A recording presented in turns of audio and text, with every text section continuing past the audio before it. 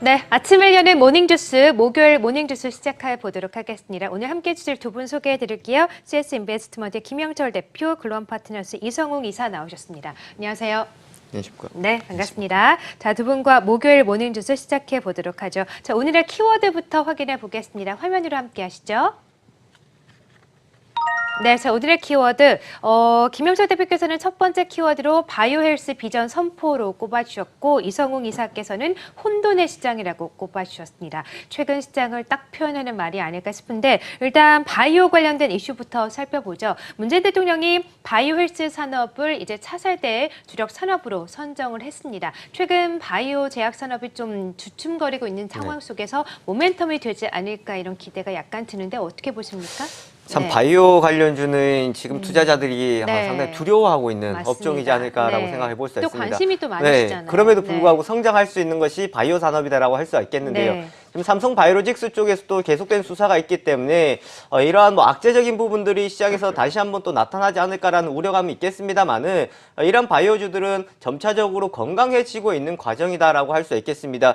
특히 전날 충북 오송에서 바이오헬스 국가 비전 선포식이 열렸었는데요. 특히 문재인 대통령이 이제 참석해서 국가적으로 육성을 하겠다라는 의지를 피력을 했었습니다. 미래형 자동차, 시스템 반도체와 함께 차세대 3대 주력 분야로 이제 선정한 사업인데요. 이런 쪽에서 앞으로 투자가 더욱더 진행이 될 것이고, 특히나 발목을 많이 잡고 있는 것이 규제적인 부분들입니다. 이런 규제적인 부분들을 완화를 해서 목표는 현재 1.8%가 되고 있는 점유율을 6%대까지 끌어올리겠다라는 목표를 볼 수 있겠고요. 또한 2030년까지 세계 시장에서 의료기기가 차지하고 있는 점유율을 높이겠다라는 것은 그만큼 국가적으로 많은 도움을 주겠다라고 밝힐 수 있겠습니다. 수출 500억 달러, 일자리 30만 개 창출을 목표를 하고 있는 상황들인데요. 방금 말씀드렸던 것처럼 가장 중요한 부분들이 인허가라는 부분들입니다. 항상 말씀드렸다시피 줄기세포나 이런 쪽에서도 그렇고 진단기기 쪽에서도 지금 허가가 나기까지 시간이 오래 걸리는 상황들을 조금 더 이제 단축시킬 수 있는 부분들이 바이오 관련주들, 또한 진단기기나 이런 관련주들 쪽에서의 긍정적인 흐름들이 나오지 않을까라고 볼 수 있겠고요. 또한 세계 최대 암학회가 31일부터 열리는 부분들도 이와 연관지어서 앞으로 바이오 관련주들 쪽에서는 이제 바닥권을 가지고 반등할 수 있을지 우리가 다시 한번 주목해봐야 될 시점이겠습니다. 네, 일단 비전과 의지는 좀 확실해 보이는데 중요한 건 말씀을 해주신 것처럼 투자 확대 그리고 인허가 제도를 좀 개선하는 규제를 개선하는 게 좀 문제겠죠. 앞으로 좀 바이오 업종 여러 가지 이슈가 많았던 만큼 다시 한번 좀 반등을 할 수 있을까 기대를 해보도록 하겠습니다. 자, 첫 번째 이슈는 바이오 관련된 이슈 살펴봤고요. 두 번째는 이성웅 이사께서 준비하셨는데 혼돈의 시장이라고 꼽아주셨습니다. 정말 혼돈스러운 시장이에요. 무역전쟁은 격화되고 원달러 환율도 1,200원 선까지 근접하고 있고 이런 시장 좀 어떻게 대응을 하면 좋을까요? 네. 일단 시장의 질을 먼저 놓고 저희가 주식에 대해서 판단을 하고 그런 단계적으로 절차가 이루어지는데, 일단은 현재 시점에서는 외부 환경의 변수가 크게 시장에 영향을 미친다는 점이 좀 불확실성이고요. 네. 그 외부 환경 요소, 특히 미중 무역 분쟁 같은 경우는 우리나라 입장에서 그 외부 환경 요소를 제거할 수 있을 만한 요인이 아니기 때문에 시장의 변동성이 더욱더 커질 수 있을 것으로 보입니다. 네. 일단은 단계적으로 봤을 때 지금 시점에서 무역 분쟁이 지금 기업별로 확산이 되어 가는 모습이고요. 일단은 기존에 한번 그 타결에 대한 구심점이 있었지만은 그 구심점에서 해결이 안 되면서 지금까지 온 상황입니다. 추가적으로 지속적인 관세 확장의 가능성을 열어둬야 될 것 같고요. 네. 그런 모든 점을 열어놨을 때 지금은 무역 분쟁에 대한 수혜주를 찾고 피해주를 찾아서 매매를 하기보다는 전체적으로 놓고 봤을 때 안 좋은 상황들을 계속 체크를 해 나가야 될 것 같습니다. 네. 일단은 무역 분쟁이 확산이 된다고 하면은 저희가 중국의 중간재 수출에 대한 비중도 높기 때문에 그 점을 염두에 둬야 될 것 같고요. 추가적으로 총수요의 축소의 가능성도 있습니다. 그렇다 보니까 전체적으로 시장에 대해 불확실성, 그 점을 계속 판단을 해야 될 것 같고요. 환율에 대해서도 약 1,190원대 흐름이 지속되고 있는데 일단은 이 점에서 의아한 게 외국인 매도 같은 경우는 또 강하게 나타나고 있지는 않습니다. 그렇다 보니까 환율의 변수가 추측하기로는 배당의 대해서 뭐 환전 뭐 그런 부분도 있었는데 그건 아닌 것 같고요. 일단은 채권 쪽의 수급 흐름에 따라서 환율도 변동성이 확대될 가능성이 있기 때문에 뭐 그러한 큰 수급의 흐름 계속 체크를 해 나가야 될 것 같습니다. 결론적으로 봤을 때 현재 시점에서는 외국인 수급 자체가 시장의 방향으로 조금 더 상관계수가 높아진 상황이고요. 특히 네. 뭐 선물 시장, 외국인 수급에 따라서 연동이 크기 때문에 시장 이전 계속 체크를 하면서 그 대형주보다는 그래도 약간의 중소형주 단에서 어느 정도 좀 모멘텀이 있는 업종으로 주목을 해야 될 것 같습니다. 네, 그렇군요. 자, 혼돈스러운 시장인데 일단 미중간의 무역 분쟁, 뭐 수혜주 피해주를 찾기보다는 일단 환율의 움직임, 또 외국인의 수급을 살펴보면서 대형주보다는 중소형주 위주로 좀 매매하는 게 좋겠다라고 분석을 해주셨습니다. 자, 두 번째 혼돈의 시장까지 키워드 살펴봤고요. 다른 키워드도 함께 보겠습니다. 네, 자 김현철 대표께서는 세 번째 키워드로 외국인 플랜이라고 적어주셨고 이성 이사께서는 살까 팔까라고 물음표를 꼽아주셨네요.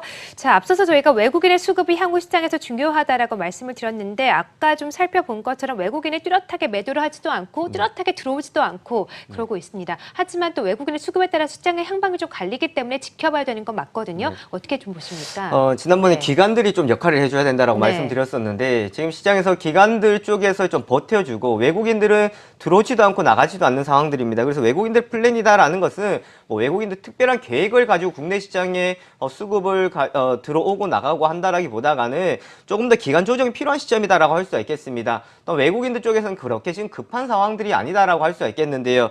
원달러 환율이 지금 거의 뭐 고점인 상황에서 환차선에 대한 우려감들이 있기 때문에 앞으로 원달러 환율 원화의 약세가 추가적으로 나타날 것이다라고 또 우려할 수는 있겠습니다만은 아무래도 좀 고점 부분에 와 있는 상황들이기 때문에 이 자리를 돌파해서 원화의 추가적인 약세가 나타나기는 어려운 상황들이다라고 할 수가 있겠습니다. 그렇기 때문에 외국인들의 뭐 추가적인 이탈은 뭐 좀 제한적일 것이다라고 할 수가 있겠고요.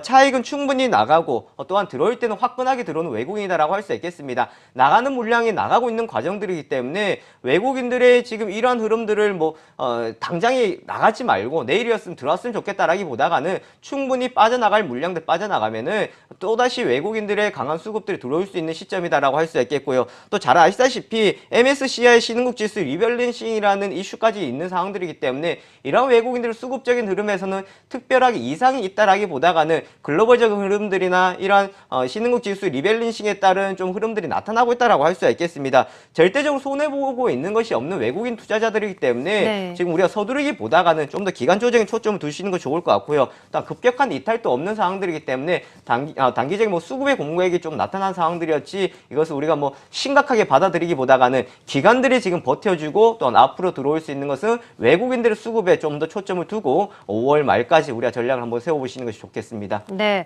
자 외국인의 수급 동향을 살펴보면서 기관의 역할까지 좀 살펴보자라고 하셨고 이성우 이사께서는 살까 팔까라고 좀 키워드를 꼽아주셨어요. 어떤 종목을 사고 어떤 종목을 좀 팔면 좋을까요?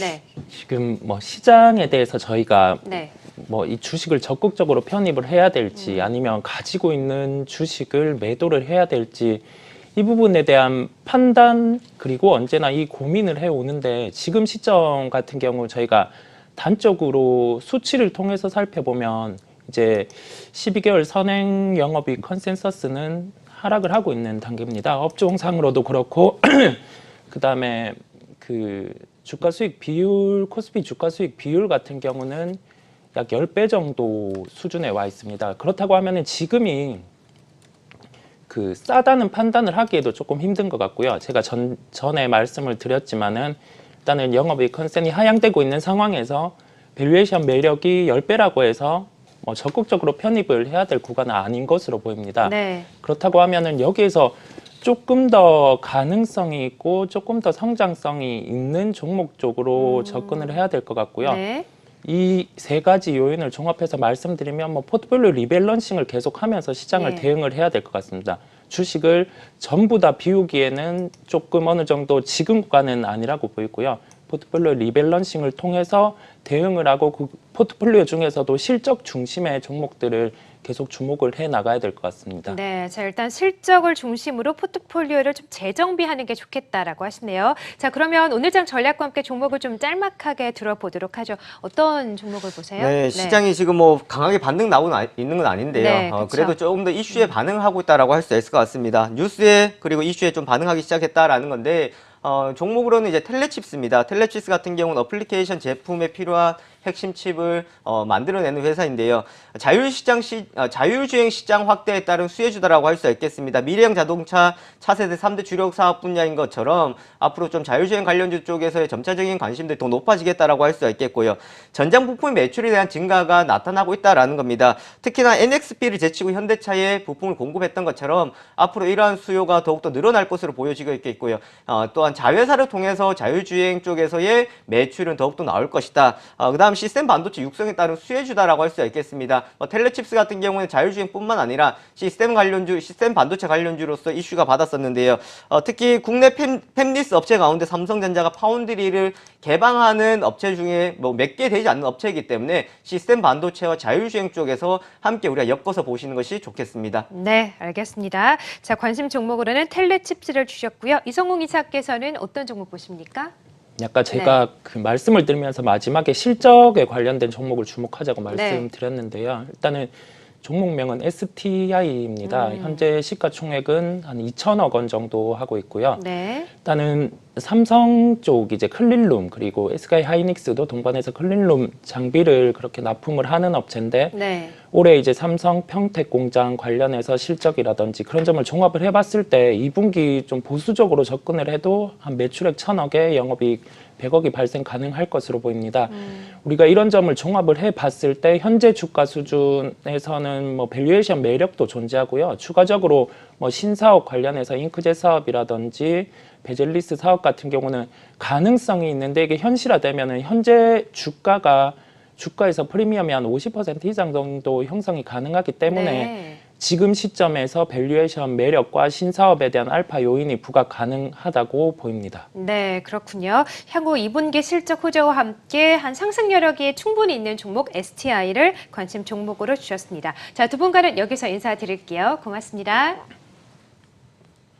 네, 굿모닝 투자의 아침 저희가 준비한 소식은 여기까지입니다. 행복한 하루 보내시고요. 저희는 내일 아침 6시 이 시간에 뵙겠습니다. 고맙습니다.